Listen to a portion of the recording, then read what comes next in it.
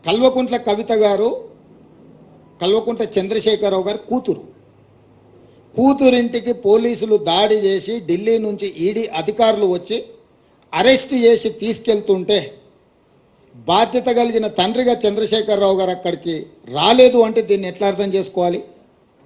రెండవది, తండ్రిగా కాకపోయినా కల్వకుంట్ల కవిత గారు శాసనమండలి సభ్యురాలు, టీఆర్ఎస్ పార్టీ నాయకురాలు, పార్టీ అధ్యక్షుడిగా శాసనమండలి సభ్యురాలని అరెస్టు చేస్తుంటే అక్కడికి రావాలి, అక్కడికి వచ్చే అధికారులను వివరాలు అడగాలన్న సంగతి చంద్రశేఖరరావు గారికి తెలియదా?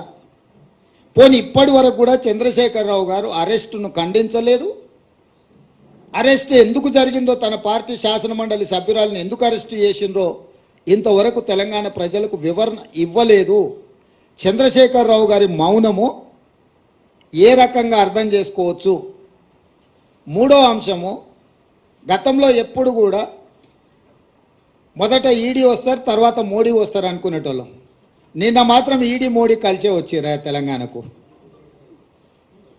అంటే అవినీతి పరుల మీద చర్యలు తీసుకుంటున్నామనే ఛాంపియన్షిప్లో మోడీ గారు కోట్లు పడాలి, అయ్యో పాపం ఆడపిల్లను అరెస్టు చేసిండనే సానుభూతితోని బీఆర్ఎస్ కోట్లు పడాలి. సర్వేలని 12 సీట్లు కాంగ్రెస్ గెలుస్తుంది అని కోడై కూస్తుంటే రాజకీయంగా కాంగ్రెస్ పార్టీని దెబ్బతీయడానికి ఈ రకమైన ఒక చీప్ పొలిటికల్ టాక్టిక్స్ ప్లే చేస్తున్నారు.